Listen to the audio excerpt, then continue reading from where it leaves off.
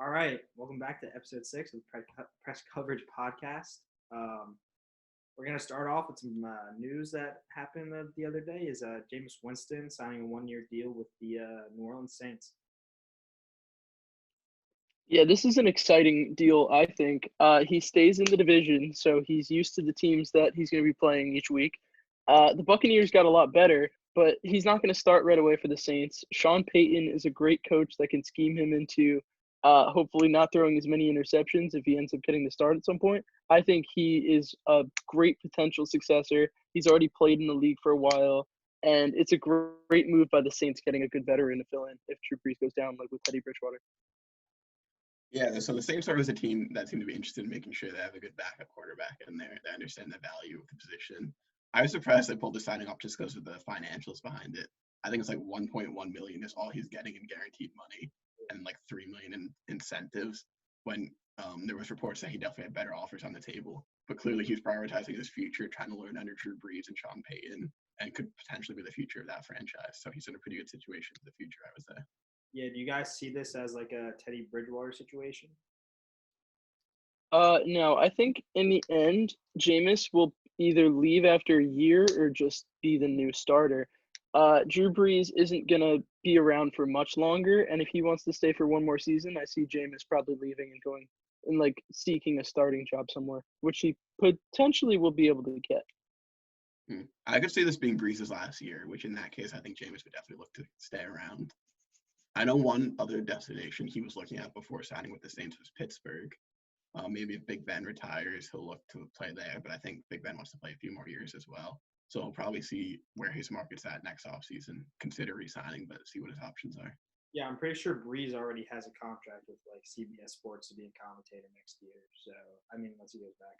But Yeah, and personally, I like Cam on the Steelers better than Jameis on the Steelers. I just don't see Jameis really succeeding there like he would in the Saints, and I see Cam stepping into the Steelers situation and just lighting it up. Yeah, one other comment on Jameis. I know there's a lot of hype about his like LASIK eye surgery and how like people are saying it's gonna stop him from throwing interceptions. But apparently, like before the surgery, he couldn't even like read license plates. Like that's what he was saying. He couldn't read street signs or license plates. And I literally read something today that says he can finally read them. So maybe this will actually help him a little bit. Who knows? he's not colorblind; he's just blind. Yeah. So not the best qualities of a guy you want starting for your franchise, but But if he can see now, maybe no I more 30 mean, interception seasons. if he can see and he has the talent of a first overall pick, the Saints might have just gotten a steal here. Yeah, he's just got to work on learn from Drew Brees. I think he can still be a good quarterback in this league. Just had a little bit of a rough start to his career. All right, so now. And you saw the Saints last year. One more thing about Teddy Bridgewater filling in for a few games and keeping the Saints in contention, right? He won every start he had. So, if Jameis goes in there, he has a good enough roster to definitely win games. All right, so now we're going to move on to the draft that happened this weekend. We're just going to break down the whole first round that took place on Thursday. And first off, we're going to start off with the Bengals. We got our pick right when we did our mock draft. If you watched that episode, they picked Joe Burrow with the number 1 overall pick out of LSU. Yeah, that was an obvious no-brainer, I think, especially as it got closer and closer to the draft. I think we knew like a few weeks ahead of it that Joe Burrow was going to be number 1. He had the flawless season. He's going to step in and be a franchise quarterback. People are saying he's the best in a while as the number 1 quarterback, even though I think Kyler maybe has him beat. But either way, I mean, as a prospect, he's great. He's going to come in and be good. He might not win a lot of games because there's a really tough division, but clear number 1 pick.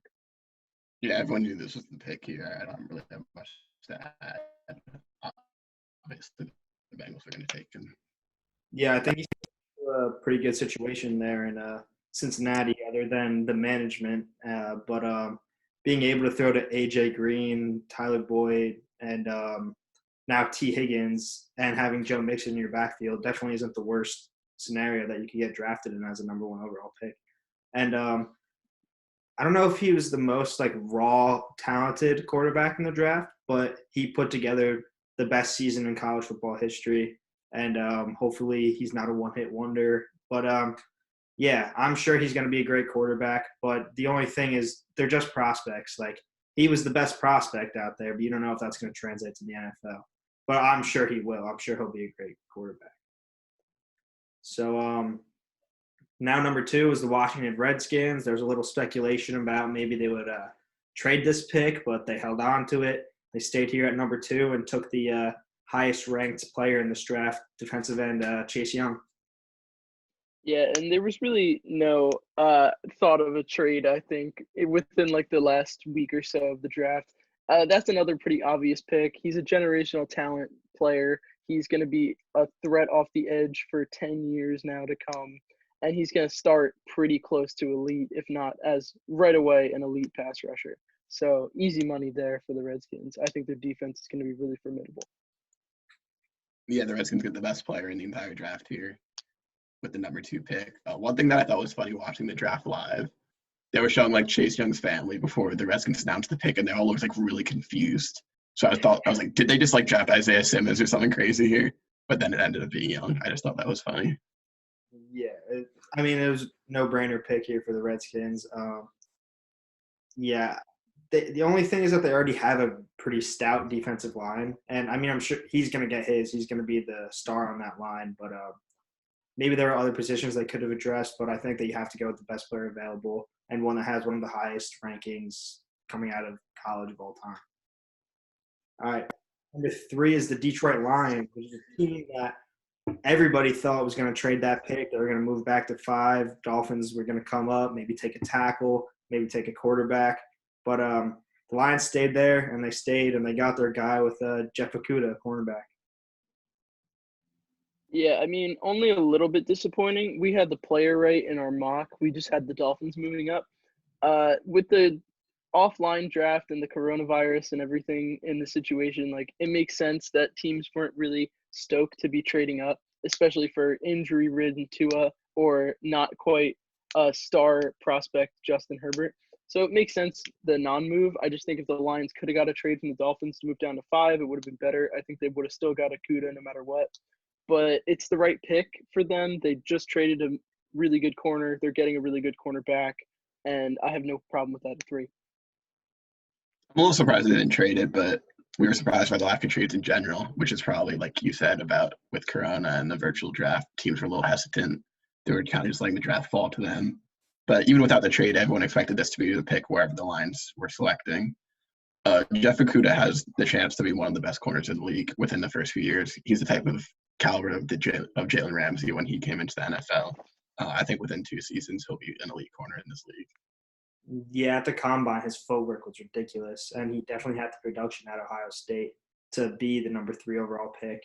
And, a little surprised that they didn't move back, and if it was different circumstances, I'm sure they would have. You guys pretty much nailed it on the head there. So moving on to number 4 was the first kind of a little bit of a surprise pick. The New York Giants selected Andrew Thomas.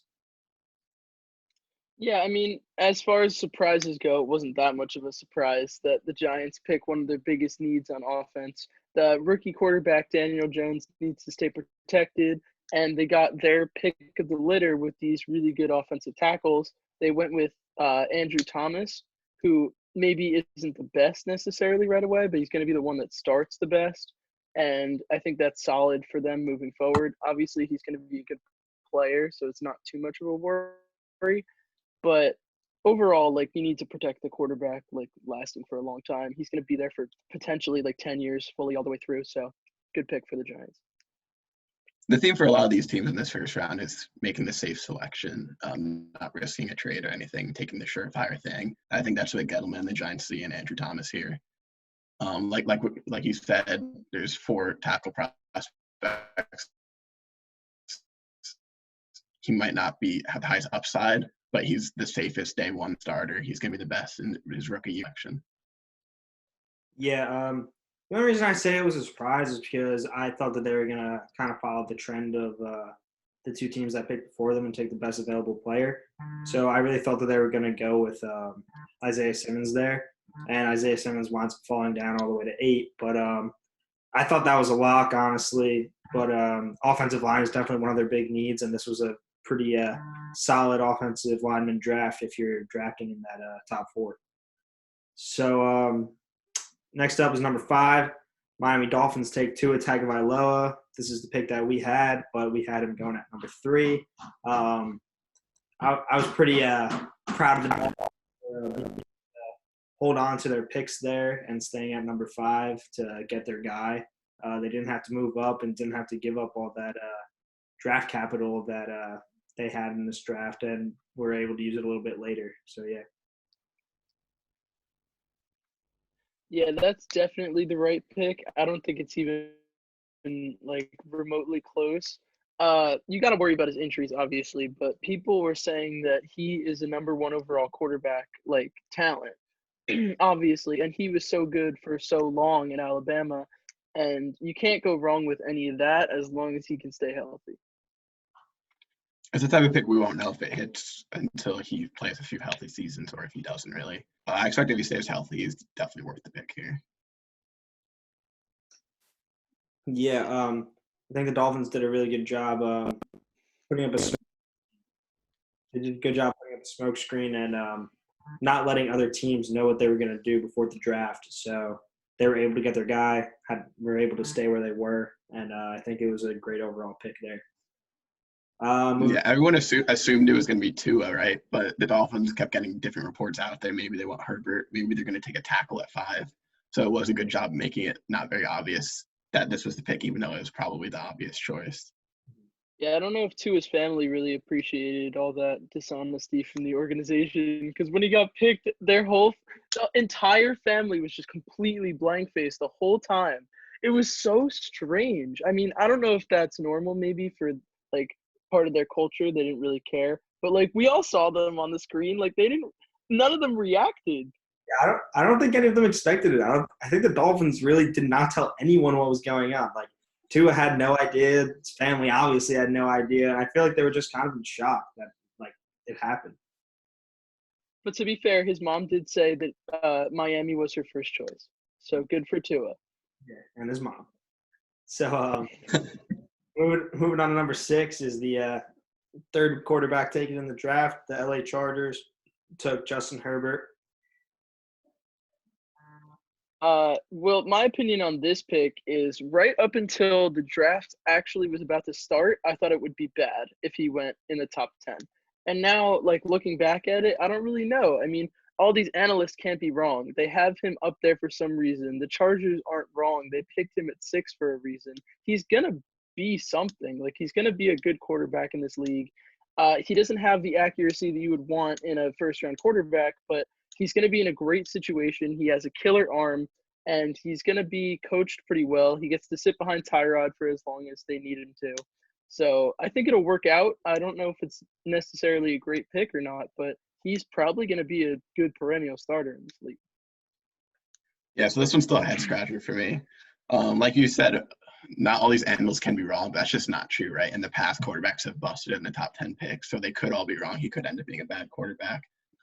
Their coach keeps saying they have faith in Tyrod to at least be a year starter, so maybe they're hoping Herbert can develop over the course of a year. But to me, you're just reaching for this guy at number 6. I understand as a franchise you want to get a quarterback in the top 10, but I just don't think you're in a position at 6 to take Herbert. I don't think he's that caliber of a player. I think you have holes on the offensive line. You could have drafted a tackle here and really set yourself up on offense better to win now, because your defense is built to win now, and I don't think Herbert's the type of quarterback that's going to help you do that. I'm more with Michael here. I think it's you also felt the same way last year. Sorry, continue. I feel like as soon as Herbert gets in, he'll be able to make it as soon as he gets past Tyrod, I think he'll be able to make an immediate impact. And I think that he has the talent to be a game manager who's also capable of pushing the ball down the field. And before I talked about Joe Burrow getting drafted into a pretty good situation. Well, I think Herbert's in an even better situation. He's got a very stout defense, and he's got all playmakers all around him that I think will help his development as soon as he gets in there. He's just got to beat out Tyrod, and I think he'll be a good quarterback in this league. Yeah, I also generally disagree with you about Joe Burrow going to a good situation. I think he's going to an absolutely dysfunctional situation. But with Miami, I think Tua's in a pretty decent situation coming in like a year or two. And I think Herbert will be in a great situation if he wanted to play next year. But it doesn't seem like management is really going to be pushing for him to play next year since they are a fan of Tyrod, and we've seen Tyrod be a starting capable QB on the Bills for a few years, even getting them to the playoffs on a really bad team overall. So Tyrod's going to be able to do it. He could do it for an entire year if they want. I don't know if Herbert coming in is really going to help them more than it might hurt them right away, especially with no OTAs and no mini camps. But Herbert, like at some point down the line, I think is going to be a pretty good starter. Yeah, so about his situation, you're right about he's got good receivers. You just lose Melvin Gordon at running back. Obviously, you still have Eckler, so you're doing okay at that position. But I just don't think their offensive line is very good. You saw Phil Rivers get demolished last year because he didn't have time to throw. You could argue Herbert's a little more athletic, so maybe he can make plays. But he's had a tendency to panic in college and just make bad decisions when under pressure. And I just don't know if he's going to be in a good enough position for what he needs. Yeah, I know that they brought 2 guys in on their offensive line to try and address that situation and be able to protect their quarterbacks. And back to Tyrod, if you look at the last time we ever saw him on the Browns, when he had a pretty decent offensive line, he did not produce. He produced better with Buffalo. But last time we saw him, he didn't produce much. And I'm not saying that Herbert's going in right away, but give it a few games. Once Tyrod starts giving the ball up and doing what he did with the Browns, I think that Herbert will plug in, and I think that he'll do pretty decent. I don't see them going to the playoffs this year or anything, but I don't think it's a bad situation at all for him to be in. I also think you have to be fair to Tyrod here. He played on the Browns for a little bit against some pretty good defenses to start, and also he was playing with horrible coaching. Like, you got to take in mind that the Chargers are a really well-coached team, and their offensive line has gotten better. But the Browns had a really bad offensive line and terrible coaching. So Tyrod went out there and was basically just, like, doomed from the start. I think Buffalo had better coaching, and he was able to work with it, and he's a good enough game manager that he's not going to be horrible going in. I think he'll, like, be able to hold his ground. Baker Mayfield. Yeah. So my opinion on Herbert isn't necessarily about Tyrod. I think Tyrod's an average quarterback. He can start games. He's not going to carry a team anywhere. But to me, Herbert is just not NFL ready. Like I said, you said they added 2 offensive linemen, but they traded their left tackle to get one of them. So you're really only upgrading at one position. You have Pouncey, who's had the injury concerns. I don't even know, is he still there? Does anyone know?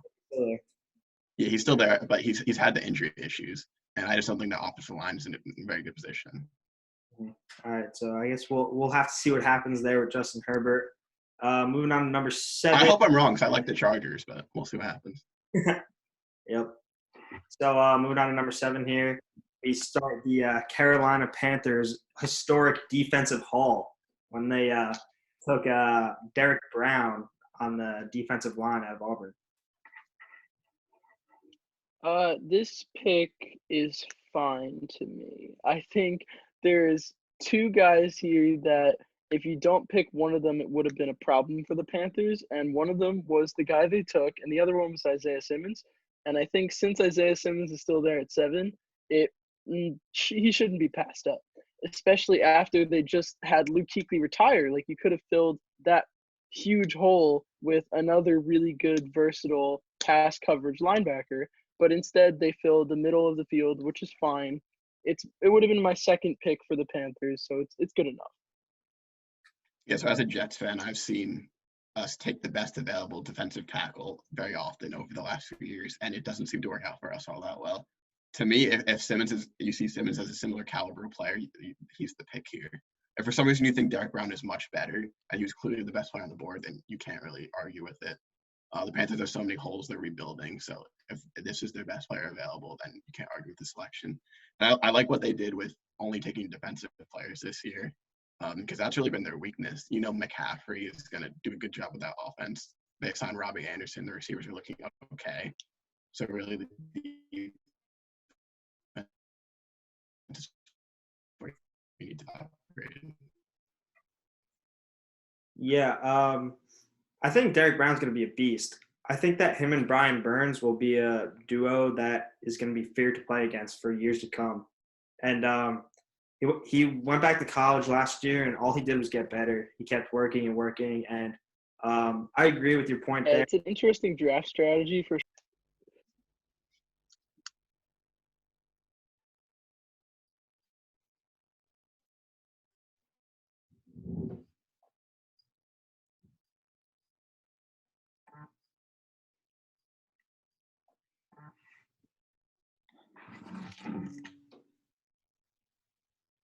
All right, pause it.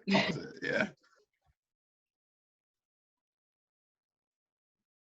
So with the number 7 overall pick, we got the Carolina Panthers starting their defensive haul of Derek Brown and defensive tackle out of Auburn. So here we go. What do you guys got to say? Yeah, that would be my 1A pick, I think. Or no, my 1B pick. My 1A pick would have been Isaiah Simmons. They just lost Luke Kuechly, a big coverage linebacker who was an anchor to this defense, and the perfect replacement in Isaiah Simmons potentially is on the board, and they kind of let that go. But that's fine. It's really tough to stop the run without a big interior presence, and that's what this guy's going to be. So you can't fault the pick if you think like your run defense is a little too weak. It's just you're missing out on a big talent who just retired, and the perfect replacement from this year is there, and they kind of let it go. I like what the Panthers did overall in the draft, going with all defense. I think that was their biggest problem last year. I think the offense will be competent enough. But again, to me, the pick is Isaiah Simmons. I think he was the best player on the board. If the Panthers, for some reason, have Derek Brown as the best player available by far, then sure, you take the pick, even though it's a less important position. But to me, Isaiah Simmons was still there, and he should have been the pick. Yeah, I feel like the Panthers are kind of in this weird state wherein they're like a half a rebuild. Like they have Christian McCaffrey, they have young receivers, they have a young quarterback, and they have some decent pieces on that defense. But they used to, like, when did they lose in the Super Bowl? 2015. But it seems like every year after that, they like start really hot and then lose every game. Yeah. So I mean, they're in like a half rebuild, I guess. But I think that Derek Brown and Brian Burns will be beasts on that defensive line for many years. And I don't think I agree with Michael. Like, it's not a bad pick, but Kuechly just retired, so Simmons probably would have been my choice there. But I guess that they're trying to prove that they're like not just trying to replace Kuechly.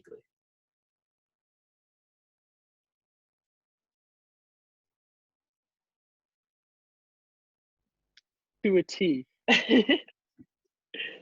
All right, so you guys want to go to the 8th pick? Yeah, let's move on.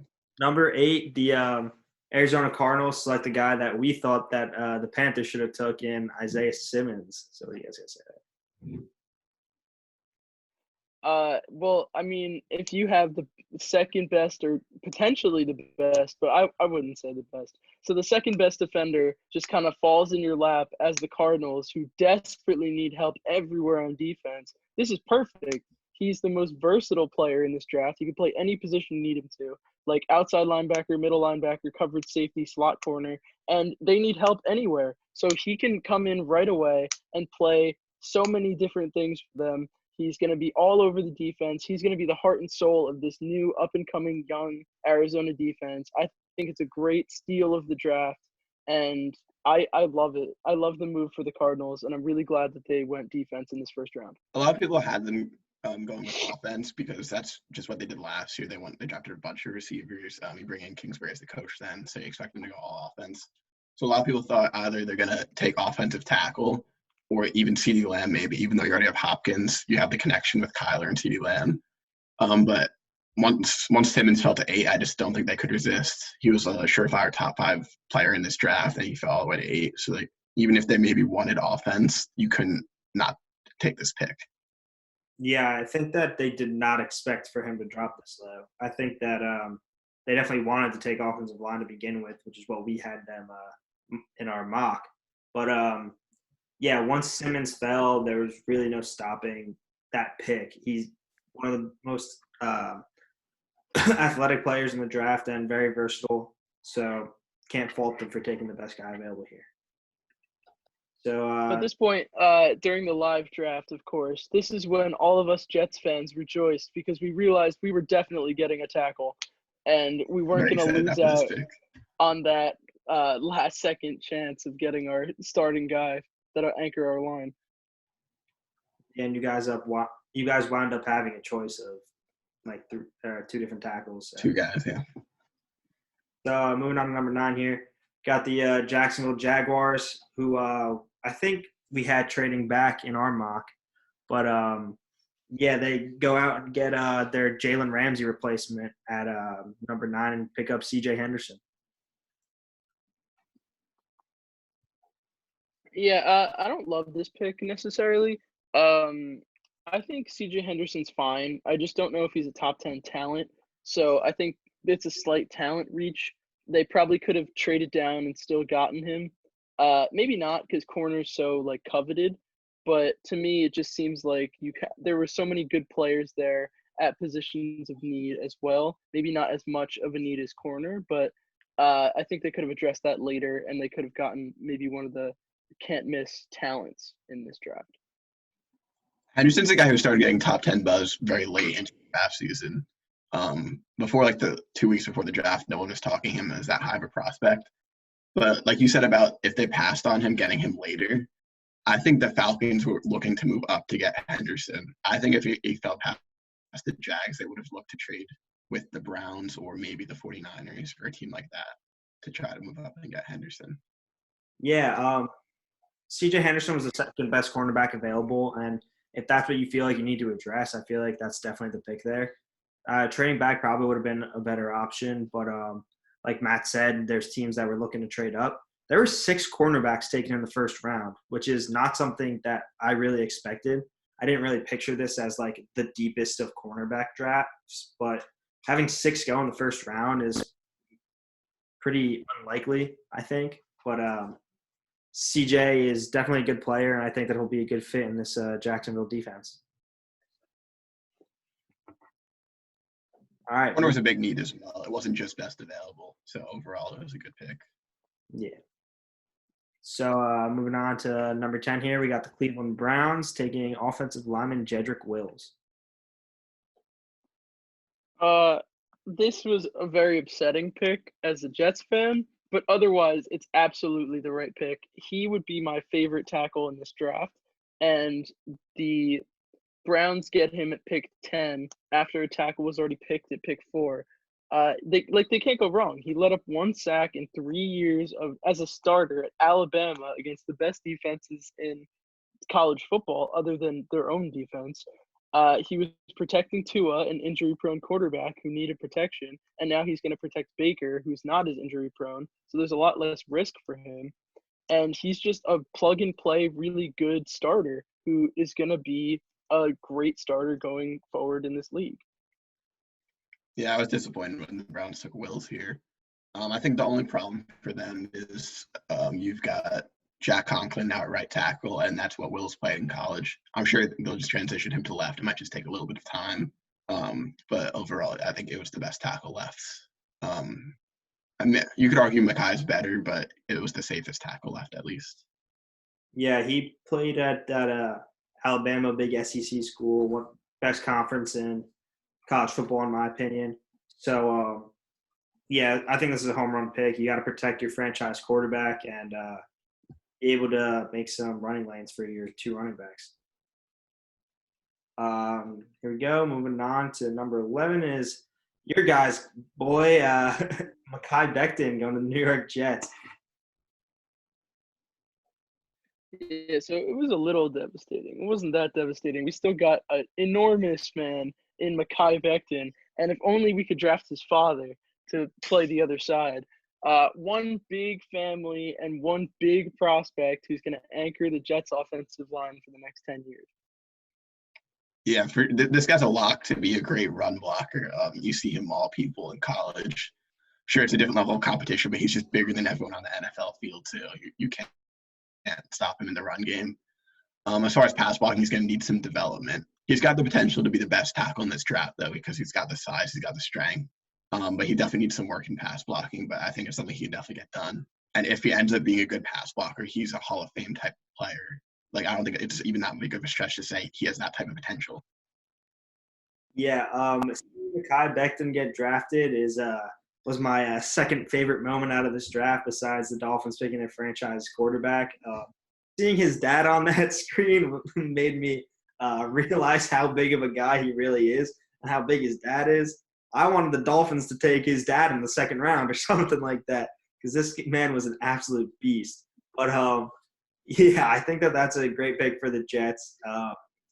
if he can develop into a pass blocker, then yeah, I agree. He's going to be a great tackle in this league, and just got to get his weight under control. And he's an athletic beast. He ran one of the fastest 40 times for an offensive lineman of all time. So we'll see how that translates to the NFL. Yeah, he ran a 5.140, which for his size, it might not sound like a crazy number, but for his size, that's absolutely insane. He's an athletic monster for sure. Yeah, he kind of reminds me of Lyle Collins, the right tackle on the Cowboys. I think Collins is really good. He could be something similar. It's almost confident to Tyron Smith as well. He has that type of upside, the left tackle for the Cowboys. Yeah, we'll see what he can do at this next level. Moving on here to number 12, first wide receiver taken off the board, which was a little bit of a surprise to some people, is Henry Ruggs. Yeah, I'm just worried for the Raiders' sake that this will end up like John Ross. But then again, John Ross's career is not over yet, and he could still emerge. Last year, before he got hurt, he was really good. So I could see John Ross having a quick career revival with Joe Burrow and potentially being a good receiver. But that being said, Henry Ruggs, he had a really good combine. He's really fast. He has really good hands. But he's not necessarily Tyreek Hill.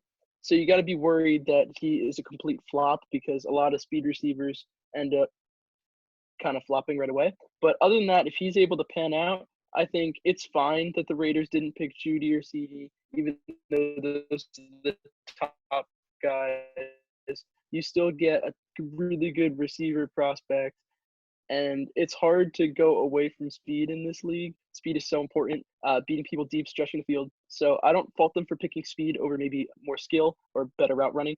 So I think it's a fine pick. I would have picked Judy if I were them, but I'm not them, and I think Ruggs will. I hope he'll do well, but we'll see, I guess, in the future. Yeah, they're in a division where you play Tyreek Hill twice a year, so you know what speed really adds to an offense. He's the type of guy that even when he's not capturing the ball, the defense has to pay close attention to him every single play. Make sure he doesn't go over the top with them. I think the comparison, the main upgrade over the John Ross comparison is the injury issues. Like Ross historically got injured, and this is a guy where you don't usually see a guy this fast who hasn't really had any injury problems in college. So if he can translate to the NFL level without injuries, he's gonna be a beast, and he's worth the first receiver off the board in that case. Yeah, and I think playing in the SEC rather than the Pac-12 is also a pretty big difference. And to be able to produce how much Ruggs did in college with 4 other wide receivers that will probably be first-round picks on his team, I think it says a lot about him being able to share the spotlight with the 3 other receivers on his team. And his production was there. He's not just a speed guy. He can run the route tree. He just wasn't asked to do it as much as at Alabama because of all the other guys around him. So I think this was a really good pick. I think this whole wide receiver class was so good. And I don't know if he was deserving of the first quarterback or wide receiver off the board, but I think he'll definitely produce at the next level.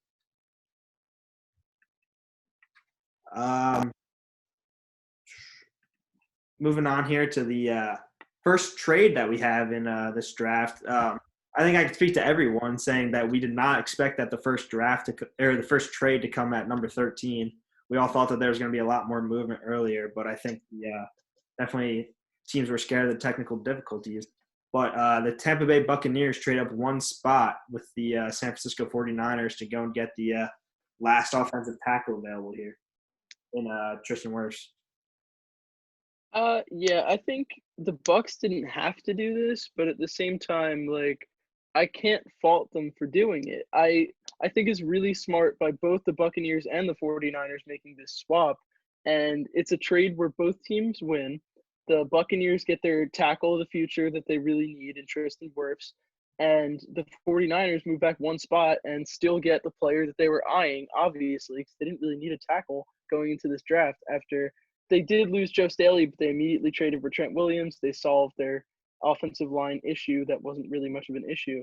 And they really finessed the draft in this, especially with this one move, just like so easily. So really impressive by both teams, making both the right decisions and getting the best available players for both squads. And this is something the 49ers have done in the past. If you remember a few years ago, the Mitch Trubisky draft, the Niners had the 2nd pick and the Bears had the 3rd pick. And the Niners were not going to draft Mitch Trubisky. But the threat of the possibility that they needed a quarterback and that they could have traded the pick to someone else was enough for the Bears to move up that pick.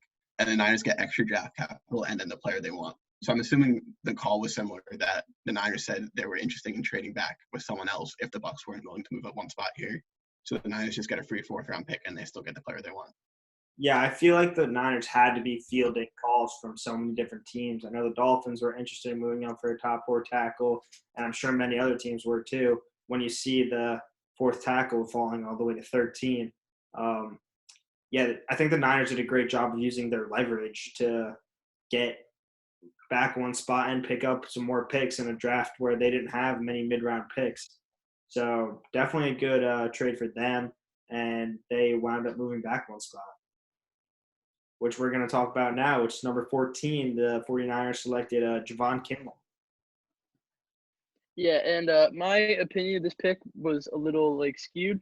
I thought clearly the Niners' biggest need is receiver. So if Jerry Jeudy or CeeDee Lamb is available, how are they going to pass that up? But it makes a lot of sense seeing that they traded DeForest Buckner for this pick, and DeForest Buckner is such a presence on that defensive line, and they have a lot of defensive line depth, but you're really losing a star talent. And by drafting Javon Kinlaw, you're filling in that gap. It may not be DeForest Buckner right away, but Javon Kinlaw is a really good prospect, and he's probably going to be really good for a long time.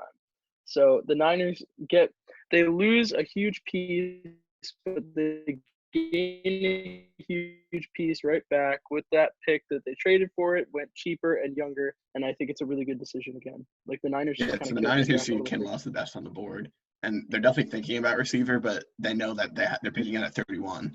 So especially in this deep of a receiver class, they probably had their eyes on some prospects later, and there's someone who they thought they would want, then they could take a receiver later as well. Or they also know they have Deebo Samuel, who's going to be a pretty good receiver in this league, and you have George Kittle at tight end. So I think that's what the Niners see here. Yeah, I feel like you had to really like Javon Kinlaw to be willing to give up DeForest Buckner, because essentially you're replacing – if Kinlaw can be close to as good as or better than DeForest Buckner was, then this is 100% a home run. You're taking a similar player with similar skill sets and just moving it and just getting a cheaper contract for him. DeForest Buckner got instantly paid as soon as he got traded to the Colts, and it was a good trade for both the Colts and the Niners because you're picking up the same position that you traded away on a much cheaper contract. Yeah. If he's the same caliber player, then you are just saving money at the position. So it's definitely a worthwhile pick. I honestly disagree with the same caliber player type comparison too. You got to keep in mind that the 49ers went to the Super Bowl last year, and Super Bowl teams like the Chiefs are really cap strapped. So if you can't manage the cap early, that window is gonna close a lot faster. So the Rams especially, they were just buying up all these really good players because they thought their window was gonna close, but inherently they were closing the window themselves by getting rid of draft capital and not planning for the future. So the Niners, by moving DeForest Buckner and getting the replacement right away, are perfectly planning out their future with their cap situation going forward. And it's a really smart decision by an organization that you don't really see as often as maybe we should. So the Niners should definitely get a lot of credit for being relevant long into the future, way longer than the Rams are going to be relevant for. And I think that's something worth noting. All right. Now we're going to move on to number 15 here with the Denver Broncos taking the second wide receiver off the board. Some of us should have been the first off the board. And Henry Ruggs' teammate at Alabama, Jerry Jeudy.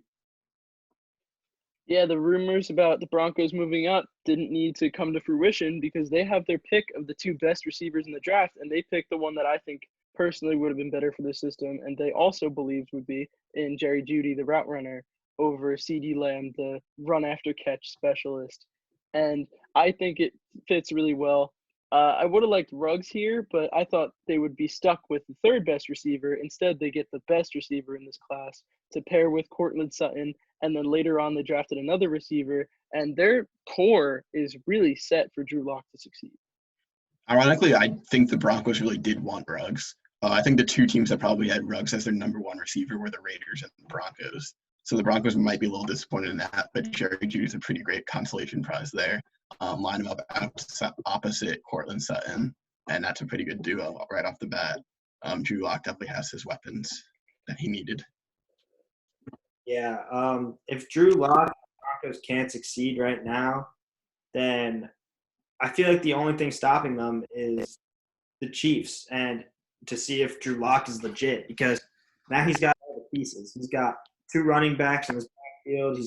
They drafted a tight end, one of the fastest tight ends in the league would be Albert O, who they just drafted. So he's got 2 tight ends with Albert O and Noah Fant, and now he's got 3 receivers to throw to who are definitely capable of playing, because Judy is a beast. He's one of the best route runners out there. He produced in college, and I think he's going to be one of the better guys in this league, lining up opposite of Cortland Sutton. So if Drew Lock can't succeed this year, then I think that they might have to move on and look to the other options.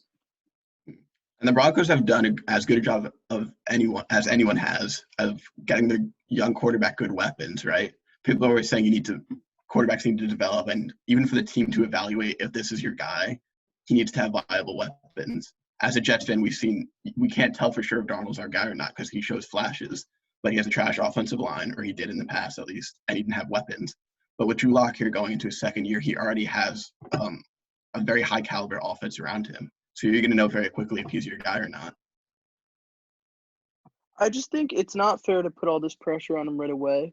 As the Broncos quarterback, they got a lot of pieces moving forward, but there's not going to be OTAs, there's not going to be mini camps, and he's still a second-year starter. So you're going to have to see his development before you can really make a decision on him necessarily. And even though the talent around him is great, there's going to be a lot of coaching things that go into whether or not he's going to be a good starter in this league. And I think it's not fair maybe to just judge him based on production for next year. And we should really look at the whole set of events before make any hasty decisions like the Broncos seem to do every year by dipping a quarterback and looking for someone new. Yeah. I'm by no means saying he has to be elite this year, but he needs to show he was good at the end of last year. And if he continues progressing from that, then you got to keep him around. But if for some reason he gets worse with these weapons around him, maybe you need to consider looking at other options. Yeah, I think it is fair to put all this pressure on him going into the year because he was 4-1 as a starter last year. So he's already showed that he can play, but now he's being with a lot worse options than that he has now. So if he can't be a good quarterback like he was last year, I think that it's time to start looking for a replacement.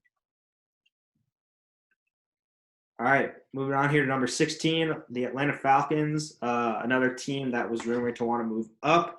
They stayed put and took the third corner off the board in A.J. Terrell.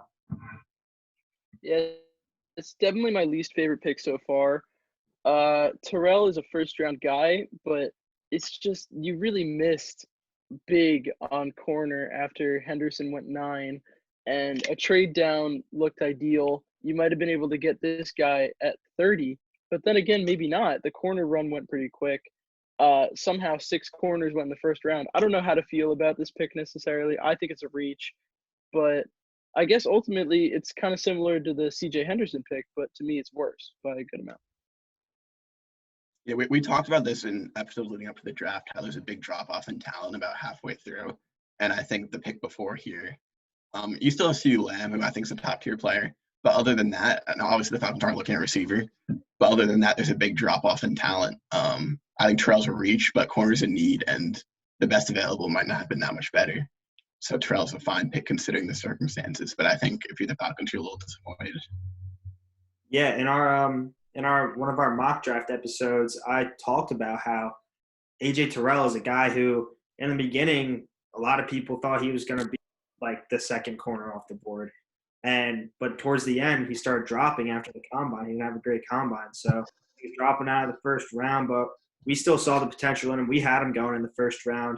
And I don't know. I think that's a pretty good call by us. But the Atlanta Falcons get a corner, a position that they definitely needed. And, I mean, CeeDee Lamb is still on the board, but you don't really need a receiver there. Their offensive line is still pretty good, and it's not like there's top prospects there. So I really think that was a good pick by the Falcons there. All right, and number 17, we got as Matt said, the last of the top-tier guys here, picking up the Dallas Cowboys, picking up CeeDee Lamb. Yeah, of course, the last big early talent of this first round goes to the Cowboys because they were too bad to make the playoffs. So, as your consolation prize to the Cowboys, you get the last elite potential player left in the class. And obviously, it's a great pick. Jerry Jones on his yacht was very happy about it. And he can't be wrong. You need a safety, but the best overall safety in this draft went in the second round. So, maybe that wasn't the right pick. And you get another wide receiver to pair with Amari Cooper, and now you have Michael Gallup too. So CeeDee Lamb could be playing in the slot. He might just take over Gallup's role as wide receiver 2 right away. There's a lot of potential here. The offense is only going to get more explosive, and now with the new head coach, hopefully you don't end 8-8 and miss the playoffs once again. Yeah, I think Lamb and Cooper is going to be a nasty one to punch at receiver. I think Jerry Jones was ecstatic. I don't think he expected Lamb to fall here, nor did anyone really. So it's the obvious pick. But one interesting hypothetical is with Jamal Adams, with the trade we were talking about. If the Jets did pull the trigger and ended up with the 17 pick here, they would have somehow had CeeDee Lamb fall into their lap, which would have made that trade a lot more interesting. Obviously, that didn't end up happening. It seems like Jamal's going to be around long term, which is fine with me. It's just interesting to see that actually would have worked out well for us in that situation as well. Yeah, I think that this pick had a lot to do with Jerry Jones telling his staff that he did not want anybody contacting him during the draft. I think this was very similar situation to when he wanted to take Johnny Manziel, but his son and Jason Garrett told him, no, we can't take a quarterback. We got Romo. We're good. I think that if he was in a draft room with his guys, again, they would have told him, no, we can't take Lamb. I know he's a great player. I know he's a great prospect, but there's many more positions that we need to address before we work on wide receiver when we already have two of the better ones in the game. So I'm happy for CeeDee Lamb, who's going to plug right into the slot. He's going to play great there with Dallas. And I think you got to watch out for Dak here. I think he's going to have a great season. And with the Cowboys not paying him this season, if he has a stellar season, he could probably move on to a different team. It's interesting to see that the reason that you would argue not to take receiver is because they have a big need at corner. But as we saw, Terrell was just taken before them. You already have 3 corners off the board. So you'd be reaching for a corner here. And instead, the Cowboys were patient with it. In the second round, they ended up getting Trayvon Diggs anyway, who's arguably a first-round talent. So I think that the draft really fell well into the Cowboys' lap this year. Yeah, but I think their biggest need is safety over corner. And they could have had Xavier McKinney. But Xavier McKinney wouldn't have been worth the pick there because clearly he went in the second round. Like, I don't know why he was undervalued. Maybe it's just because the position's undervalued. But I think CeeDee Lamb is the no-brainer pick that a lot of organizations might not have made in Jerry Jones' shoes. So I think it's smart that Jerry Jones pulled the trigger on it himself. All right. We'll move on to the Miami Dolphins' second pick of the draft, where they took offensive lineman in Austin Jackson. Yeah, I mean, he's not one of the big four, so you're getting a drop-off in offensive line talent there at 18 since you lost your last of the 4 at 13. But it's a huge need. Protecting Tua, especially the injury-prone quarterback, you got to make sure he's not getting injured. So best tackle available to Miami, Austin Jackson. It's fine. It kind of feels like the Falcons, but like you got to take what you can get, and they got to tackle. Yeah, I'm not a big fan of this pick. I understand the philosophy behind it. You're trying to protect Tua, and all of that is the correct plan. But you're picking it at 26, where this guy will probably still be on the board, or a guy of similar caliber. You can take Xavier McKinney here, really shore up your secondary. That would be a good final piece with the 2 corners you have. And to me, once the 4 tackles are off the board, you should wait till 26 to get your guy. Yeah, I mean, I definitely see that, but taking a 20-year-old offensive tackle who only allowed a sack on 0.9% of his plays in college, like, I don't think that that's a bad pick.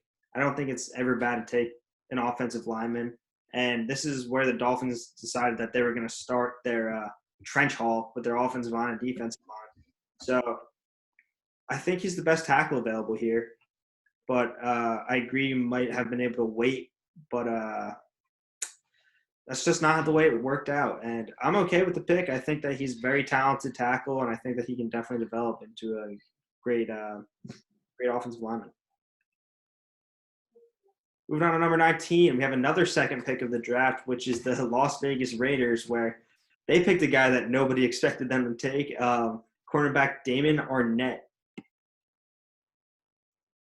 I mean, all right, we don't necessarily know everything we're talking about. We're basing this on what we see, what we read about these guys and everything. Like, we're not professionals.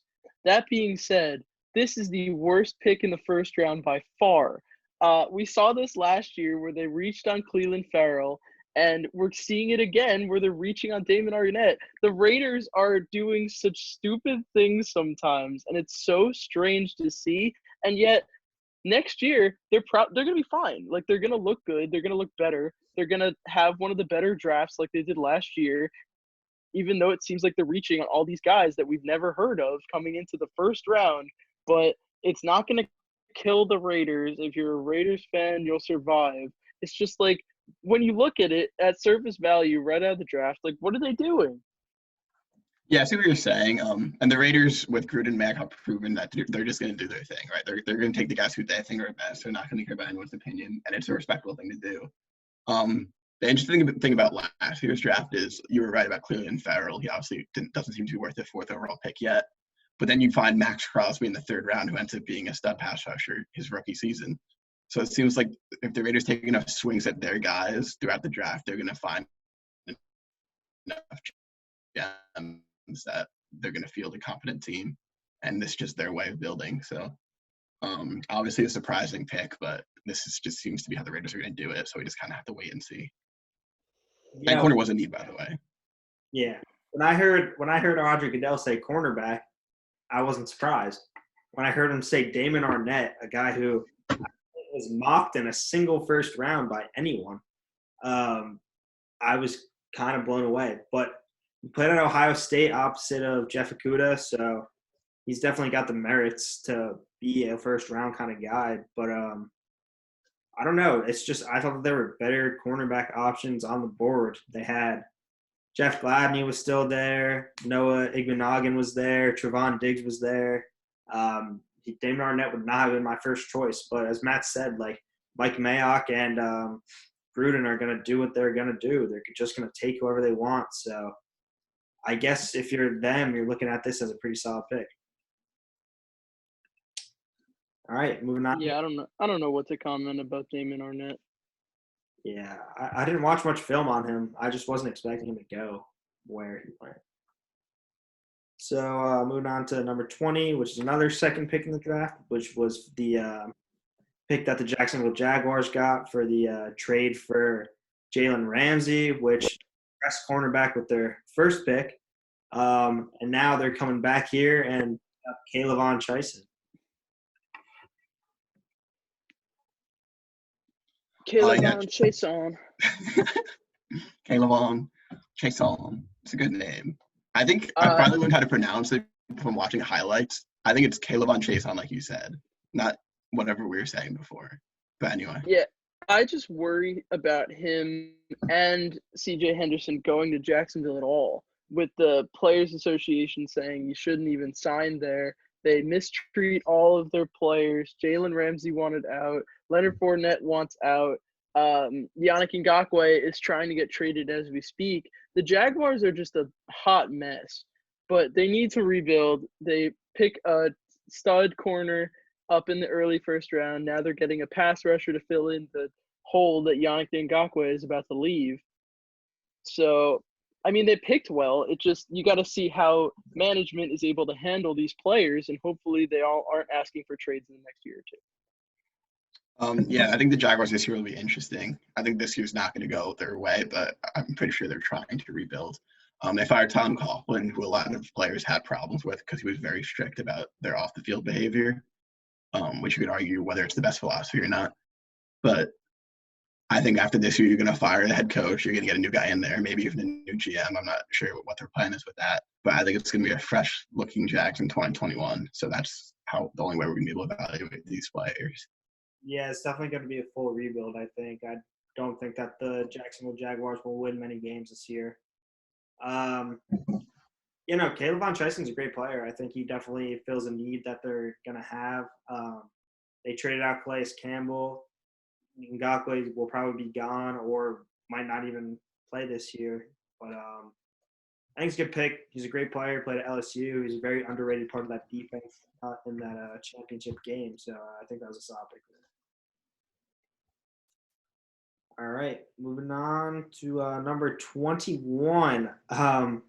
Another guy where I heard Goodell say wide receiver. I did not think this was going to be the wide receiver that they took. The Philadelphia Eagles select Jalen Reagor. Yeah, another kind of like head scratcher, and not quite as much as Damon Arnett, I would say. No one really knew what was going on here, but he's fast. The Eagles probably lost out on Ruggs and all the other receivers, and they didn't love Justin Jefferson, and I can understand why. He's a bit of a rocky prospect. I don't know if he really fits what they want to do in Philly anyway. And they just went with their guy, their homer, and maybe they could have traded out of the first round entirely and still have gotten Jalen Reagor. But if he's your guy, why risk it? Why risk a trade down if someone else is looking at him as highly as maybe you are too? So I think it's fine. They needed a wide receiver, and they picked the wide receiver, and they picked the one that they wanted. So they're going to scheme around him better than maybe they would have with Justin Jefferson. Yeah, so the Eagles have desperately been trying to add speed to this offense for a while now. I think Peterson and Carson Wentz really wanted down the field offense. And you saw with Deshaun Jackson not being able to stay healthy, they really lacked that speed element. They tried to sign Mike Wallace a few years ago. It didn't go as planned.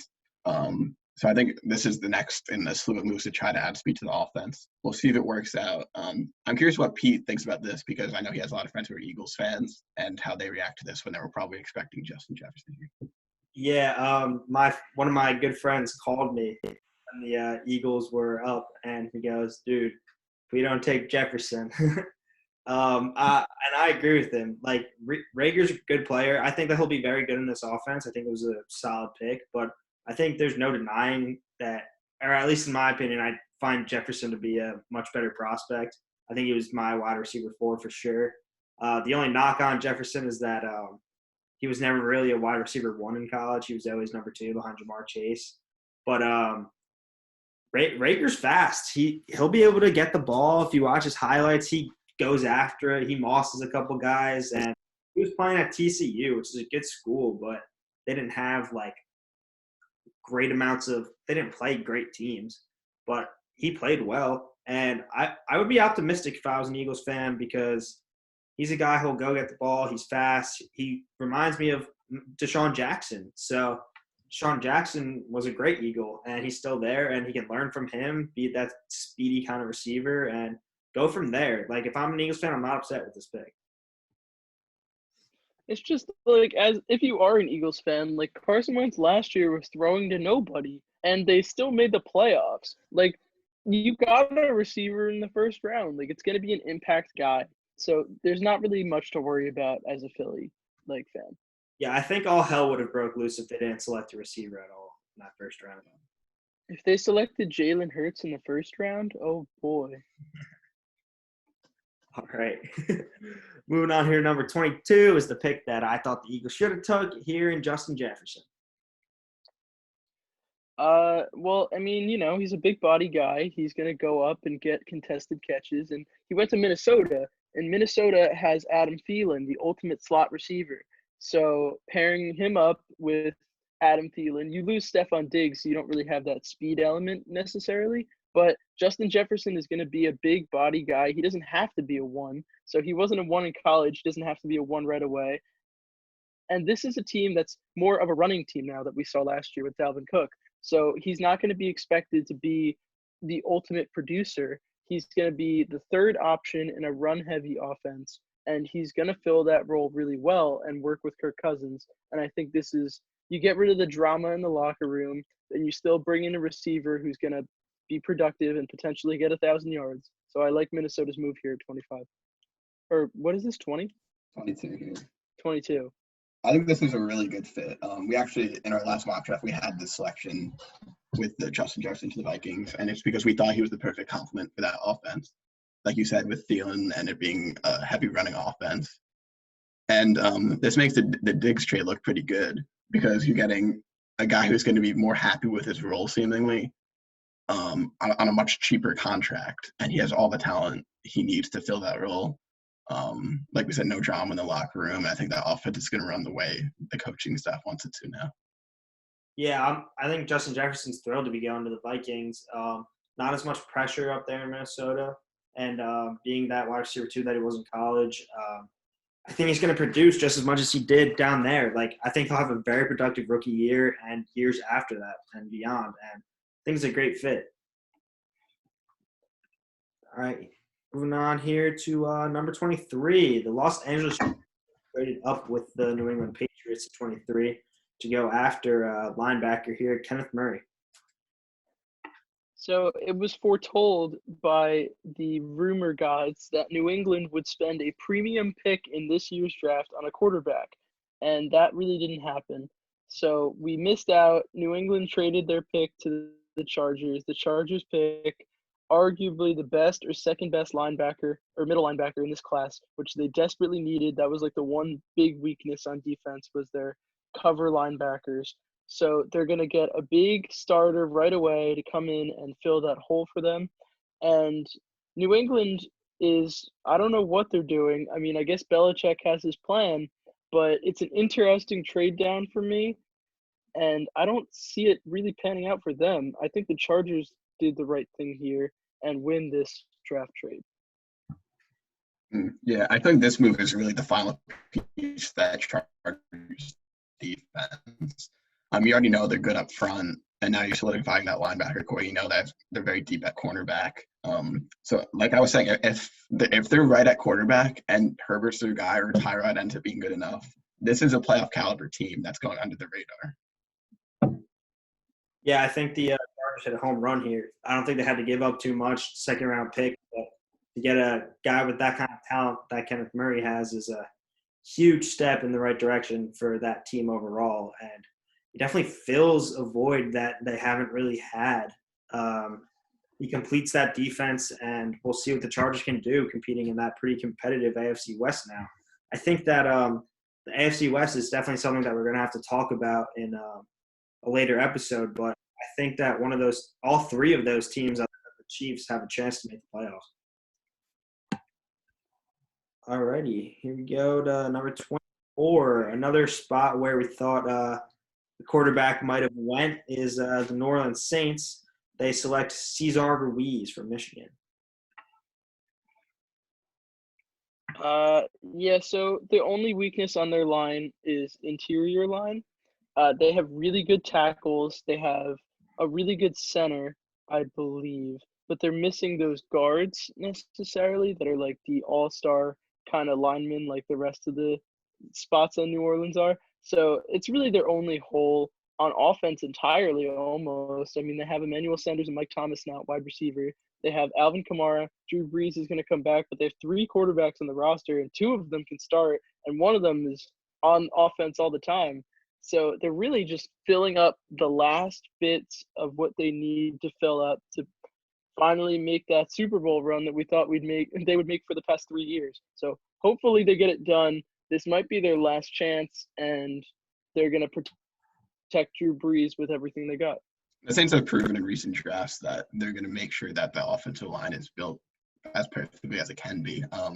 Right after Max Unger retired last year, they took Eric McCoy in the second round, and he's been a great center for them. And I think they're always going to make sure that their offensive line runs smoothly because they know it helps Brees and Kamara tremendously. So yeah, I didn't see this pick coming personally. I thought they would go either linebacker or receiver here, but this isn't really a move I even thought of really, but I think it makes sense now. Yeah, I agree with that. I thought it was a little bit interesting when I saw it because Cesar Ruiz played center his entire career at Michigan, and you had Eric McCoy last year who you drafted who played unbelievable. So that was weird. They're going to kick him out to guard. I think that that offensive line is going to be pretty stout again, and they're going to run all over teams and pass all over teams like they do every year. The one knock I would give them is Patrick Queen was still on the board, and they decided to go lineman over linebacker. But fine, good pick. Fine. Yeah, Whatever. we'll see. We all know you love Patrick Queen, Lem. It's fine. We'll see. He's in a better place now. He'll be great on the Ravens. I think he lands in a Whoa, spoilers. My bad. All right. Coming up, number 25 is the pick that the 49ers traded with the Vikings. And the 49ers wound up getting a wide receiver here in Brandon Ayuk. Yeah, so for all you who didn't see the draft, we hope we didn't spoil the Ravens pick going forward, but it's because this would be the first place you'd be seeing the first round of the draft about a week later. But back to Brandon Ayuk. I didn't really know who he was either going into this draft. He was not really on my radar, but they're saying he's pretty similar to Deebo Samuel.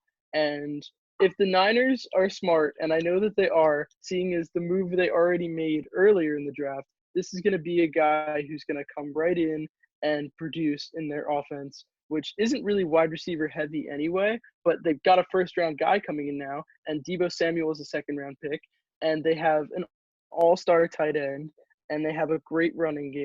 So the Niners are just getting better and better with every move they make, and they're really going to be probably another Super Bowl threat going into next year. So this move surprised me for sure, especially that they traded up for him. Because Ayuk was on my radar as a Jets fan looking in the second round. I thought there was a very good chance he could have been there at 48. So I'm surprised that they moved up from 31 to 25, especially with their minimum draft capital. That means that Shanahan really likes this guy, and he thinks he's going to fit their offense well. So we'll see what he can do with them. Yeah, Ayuk's speedster. He played alongside N'Keal Harry last year, and Ayuk was honestly better when he played with Harry. And he is a guy who kind of fell under the radar. I thought he would have went in the second round, but he's a talent. He will definitely be a good mix for the 49ers, having him and Deebo there after losing Emmanuel Sanders this year. And I think that he'll be very productive in his first year and for years to come. All righty, moving on here to number 26. The Miami Dolphins trade back to number 30 with the Green Bay Packers, and the Packers select quarterback Jordan Love. All right. Well, I think we talked about this last episode, but we can go into it a little bit again. So the Packers trade up, getting rid of draft capital to select the fourth quarterback off the board to potentially be Aaron Rodgers' successor in a really weird, dumb move that maybe was 3 years too early. Yeah, like we said in the last episode, I just don't see how the timing of this move makes any sense. Rodgers is only 36. He's under contract like 3-4 more years. Even after that, he's expressed interest in staying longer. I don't really understand the move to take a developmental quarterback behind him this early. Yeah, it just doesn't – it's just hard to wrap my head around this pick. Seeing what Aaron Rodgers has done for that franchise. And Brett Favre came out today and said he can foresee Rodgers leaving. Like, this is the one pick that the Packers could have made to piss off Aaron Rodgers. If you want him out, pick a quarterback, pick his replacement. He's got 4 years left. It just really doesn't make any sense to me. I'm sure that Jordan Love will be a good player when his time comes, but I don't know when his time will be and if it will be in Green Bay or if it'll come sooner than we think if Rodgers decides to leave. Yeah, I think if Green Bay ends up chasing Rodgers out of Green Bay, it'll be a very sad mistake for the Packers. Yeah, I agree. That's just not the way that you want that chapter to end. Rodgers is one of those guys I can't picture in another uniform, but maybe we'll see it. Yeah, I mean, so was Tom Brady. Yeah, it's true. All right. Moving on here, number 27, the Seattle Seahawks picked a pretty Seattle Seahawks kind of move. Take a guy that was on nobody's radar, Jordan Brooks. Yeah, the Seahawks perplex me. They make incredibly good late-round picks. Like Chris Carson in the 6th round is like an excellent pick. And then Rashad Penny in the first round is a terrible pick, and it's the same position. It's so weird. The past couple of years in the first round, they're always at the end, but Rashad Penny was so far a bust. LJ Collier, not what we were expecting him to be. And now they're picking another guy who I never heard of going into the draft when Patrick Queen is available at linebacker. If you want a linebacker, you could have had one of the better guys. It's just Seattle is so strange with their decisions sometimes, but only really in the first round. So I don't know. Maybe he'll pan out, but to me, it looks like another one of their failed attempts at a late first round pick. Yeah, I don't even understand why linebacker. Like, maybe I'm sure they see something in this guy, whether they're right or wrong. But you've got Bobby Wagner in their linebacker. You have bigger needs in the secondary, if anything. Maybe even up front or on the offensive line. I just don't see the need here, and it seems like a reach of the pick. Yeah, That's what the Seahawks do, though, but I just don't see why. yeah, it's just nobody knows what Pete Carroll and John Schneider are ever thinking. Like, if you think you know what they're gonna do, you don't. Like, I think that their goal here was to pick one of those late round guys, one of those guys who they would normally take in the second, maybe third round, and just move them up to the first and see if you could just get him before anybody else could. I don't know. The pick doesn't really make much sense to me. All right. Moving on to Michael's favorite player, Patrick Queen, coming to the Baltimore Ravens. Yeah, God, finally some team is smart enough to pick the best linebacker on the board. And of course, it's the team that will best fit Patrick Queen in the Ravens. He's going to come right in and be the starting middle linebacker. He's going to be amazing. The Ravens defense is going to go on an all-time streak. And I know earlier on this podcast, I said the Steelers are probably going to win the division. But after this draft, I think it's really tough to put them in a situation like that. The Ravens, as long as Lamar Jackson doesn't take a step back, are going to be crazy improved from last year.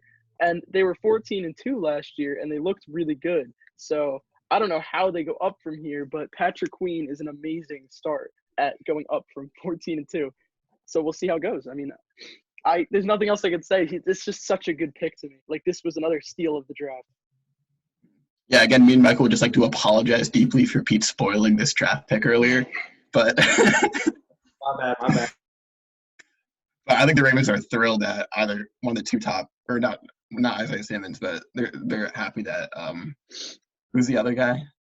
Kenneth Murray. Which one? They're happy that they wanted either Kenneth Murray or Patrick Queen to fall to him here, and I think they're happy they got Queen. Inside linebacker was their biggest need. You lost Mosley a few years ago. You haven't really been able to replace that sort of production on the defense, but that was their last big need, really. And the Ravens, if Lamar Jackson can keep his pace going from last year, they're going to be a scary team. Yeah, I think they found their C.J. Mosley replacement here. The only thing that worries me is that he wasn't like crazy productive in college, but he was a good player at LSU. He had a very good championship game, which kind of put him more on the map. But yeah, home run pick for the Ravens. They're glad that they picked him so late. And once again, I just like to apologize for spoiling this pick. Like, I'm very. All right.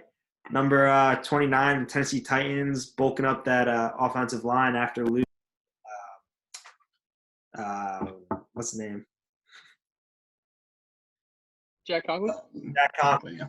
They went out and picked Isaiah Wilson. Yeah, I don't know about Isaiah Wilson, but I know they need a tackle. It's just weird to me when AJ Epinesa and Yetur Gross-Matos are still guys that are available, and like there's a lot of good players available, and the Titans kind of went for a niche pick on the line.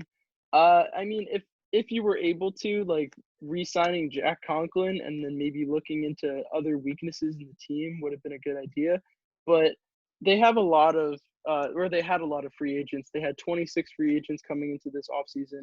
I get that you can't really sign everybody, but it really sucks seeing Jack Conklin go and then drafting a guy at 29 who's just not going to be the same caliber player, especially right away. So it's a downgrade, but it's a necessary pick that needs to be made. And it hurts them to do it, but I'm sure that it's going to pan out maybe in the future. Yeah, I don't see what the Titans are going for here.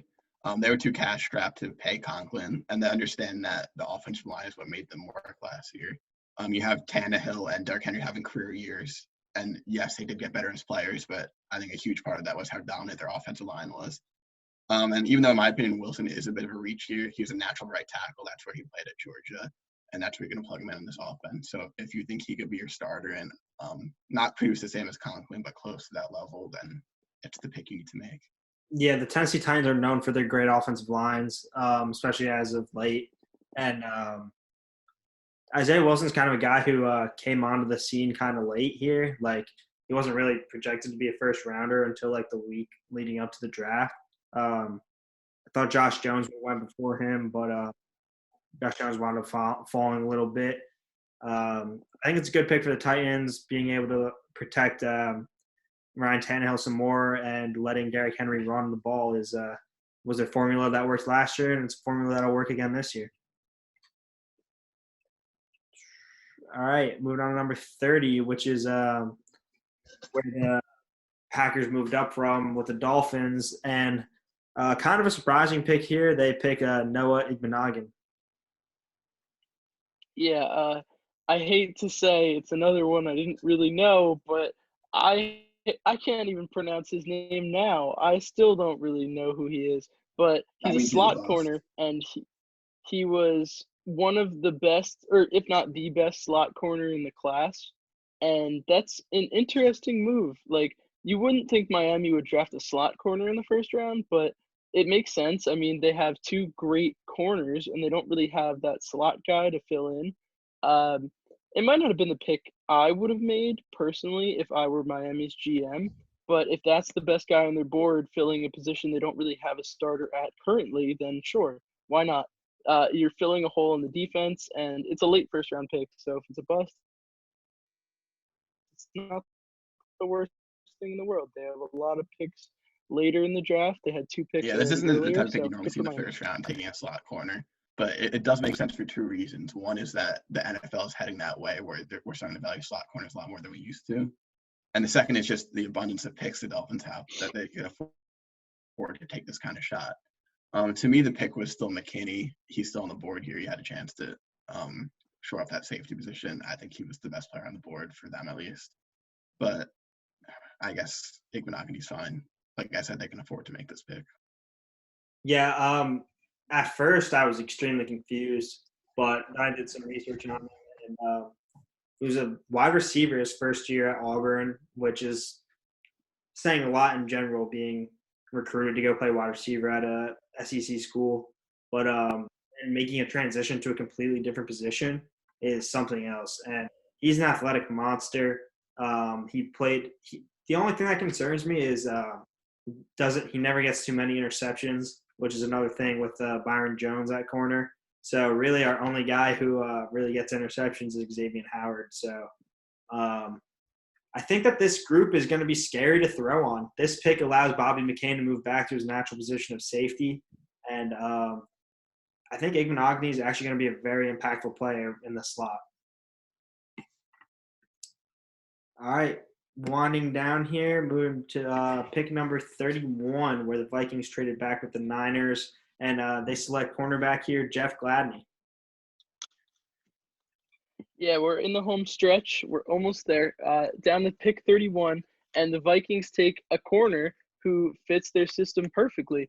It's like the perfect corner to the perfect team for that corner, and Minnesota got lucky trading down and still getting their guy. I think the Vikings really aced the first round of this draft. Going into the draft, I was hesitant about the Vikings going into the season, but I think they played this round perfectly. They got the receiver that I thought fit them best at 22, and they were even able to trade back a few picks here and get one. Gladney's a corner who I think fits them, and it was a big need. So I think the Vikings are looking a lot better for 2020 than I thought they were. Yeah, I think this was like a kind of a replacement draft for the Vikings. They get rid of Diggs, take Jefferson. Xavier Rhodes wasn't the same corner he's been his career, and they picked Jeff Gladney. I think he's a good fit for this system, but I don't know if he was the best corner on the board, considering Trevon Diggs and Christian They Fulton. weren't taking Trayvon Diggs after trading Stephon Diggs. I don't Hey, think, no. but he's It wasn't probably happening. a more talented corner than Gladney and Christian Fulton, who fell into the second round. But it's a good pick. It's a good pick for the scheme, and I'm sure he'll be very productive there. And Just another plus of this pick is that they probably moved down for this guy. Like they expected him to be there, and then there he is. So they made the right pick. Like I think it's a great move. Yep, I agree. And with the final pick of the first round, we have Super Bowl champion Kansas City Chiefs up, and they take the first running back off the board. Not really what a lot of people were expecting is Clyde Edwards-Helaire. I don't have a problem with it. They get one of the most talented running backs that was on the most talented college team last year, LSU. And he's going to be a guy that's going to come in, start right away, and be dynamic. And for the Chiefs, they don't need a bruiser, every down kind of guy because they really don't play like that. Like they'll do run plays, but they're mostly run through Patrick Mahomes and the crazy receiving offense and speed that this team has. So they're not going to need him to be a big, heavy runner, like down in the zone runs through the offensive line. They're just going to have him catch passes out of the backfield and then occasionally change tempo with some runs. And I think that's going to be the perfect place for him to be to really succeed to his fullest potential. Yeah, a lot of people had this marriage happening with Edwards-Helaire being the perfect fit for the Chiefs offense and what they're looking to do. But no one really saw it coming in the first round here. I think a lot of people thought this would be their second round selection. No one saw him as really a top three running back in this class, except for Andy Reid. And I think he fits them perfectly. It's interesting to see if it'll come back to bite them that they didn't draft a corner here or another bigger need on defense, and I hope they got Helaire in the second. But we'll see how it works out for them. I think the specific player for that offense is going to be great. Yeah, I think that they had some bigger needs, but I think that this is an absolutely beautiful for them. If people can't keep up with scoring with them, then they're not going to need to be that great on defense if they can just put up 50 points a game, whatever. But Helaire is a perfect running back for the system. Andy Reid made a great choice here. And look at that. Obviously, that offense has been great the past 2 years, but look at how much better it was with Kareem Hunt. They broke records that year. And Kareem Hunt's a guy who can run every down and he can receive the ball, and now you're getting the same kind of guy here with Helaire. And I think that he should take over for Damian Williams pretty soon. And, I mean, watch out for this guy in fantasy. He's going to have a monstrous year, I think. All right, Pete, real quick. Edwards-Helaire or Jonathan Taylor in fantasy? This is a big debate going around. I think Edwards-Helaire kind of got drafted into a better situation here, going to the best offense in the league. Oh, no. But Oh, no. Jonathan Taylor has the best offensive line in the league behind or in front of him, and if he gets his shot, he's going to be an absolute top 20, both of them, I think, for sure. Jonathan Taylor Thinking is Taylor about to go with that Colts lights offense. out. Lights out, Jonathan Taylor with Probably the best offensive line in the NFL. 3 running backs in that backfield. Him, Marlon Mack, Christian Wilkins, or Jonathan Wilkins. So, yeah. I think Jonathan Taylor runs on some of the easier defenses to run on, too. Mm-hmm. Not necessarily with Tennessee, but Tennessee got a little weaker. And the Texans, if J.J. Watt is hurt, are extremely weak in the run defense department. And the Jaguars are weak at everything. So Jonathan Taylor is about to blow up. Just fair warning. Just need to see how fast the Colts realize that Taylor is a much better back than Marlon Mack. Because as soon as he gets full control of that backfield. It depends how both of these guys are used. Yeah. We got to see what the Colts have in store for Taylor. See, in my opinion, Taylor's going to get full control faster than Edwards-Helaire does. Because I think Reid is looking for a more committee approach, especially with Helaire's small size. He's only like 5'7", I believe. There's injury risk there. I think he's going to start off as more just a passing game guy and occasional runs, while Jonathan Taylor has the chance, if he proves to be far better than Marlon Mack, which he is, has a chance to really just take over in that offense. But we'll see how they both end up getting utilized. But Edwards-Helaire is also, if you watch his stats, he's also a bruiser. He gets down there and he lays these big hits. I know he can run, but I just see them going for a committee approach. Yeah, I could see that. I just find him as a much better running back than Damian Williams, as I find Jonathan Taylor's a much better running back than Marlon Mack. So give it Marlon Mack has 1 year left on his contract. So after this, next year, if Jonathan Taylor proves himself this year, it's game over. He'll take over the league. Yeah, Mack's not going to resign there for sure. Jonathan Taylor, in his rookie year in college, in his freshman year, Saquon Barkley was a junior. And I thought that Jonathan Taylor right then was better than Saquon Barkley. And, I mean, we'll see what happens in the NFL, but I think Jonathan Taylor is going to be one of the best running backs of all time. All right, well, you're a moron, so we only are going to take that with a grain of salt. But other than that, I mean, that's been the whole first round. This felt like our longest episode. I don't know if it is or not, but I think it's got to be. This feels like a long one. We went through every single pick in the first round. We didn't really get to compare our mock draft to it, but that's no big deal. Going forward, we're probably going to look at fantasy value players for sure. We're big on fantasy football going forward. And we really like a lot of these positions. Maybe we could dig into the second round, the later rounds, see what our favorite steals of the draft were other than the first round steals. And I don't know, going forward, what do you guys think? Yeah, I think also looking at teams who ace the draft, teams who we think are going to be a lot better, teams who we think aren't going to be up to par this year, and then just doing whatever we feel like talking about, right? There's always something that we find to talk about with football, and we'll just talk about it here on the podcast. Yeah, a lot of events are definitely dying down here, so we're gonna find stuff to talk about. Definitely get into fantasy. That's something I'm looking forward to. And just to get back to the Jonathan Taylor, Saquon Barkley thing for a second, the year I'm talking about, Jonathan Taylor rushed for 2,000 yards. Saquon Barkley rushed for 1,200. So just saying. All right. Yeah, guess what? Have you seen his quads? I have seen those quads. They're monsters. I mean, it's just Taylor gets the Colts line, Barkley gets the Giants line. I'm just going to say that now. Taylor should outproduce him. Taylor gets the second round pick. Saquon gets the second overall pick. Well, so we'll see. I don't want to hear it. We'll see what happens. All right. Well, I guess that wraps it up for this episode. Tune back in on Tuesday for another episode. Maybe do some draft grades, talk a little fantasy, and make sure you stay tuned. Yep, see you next time.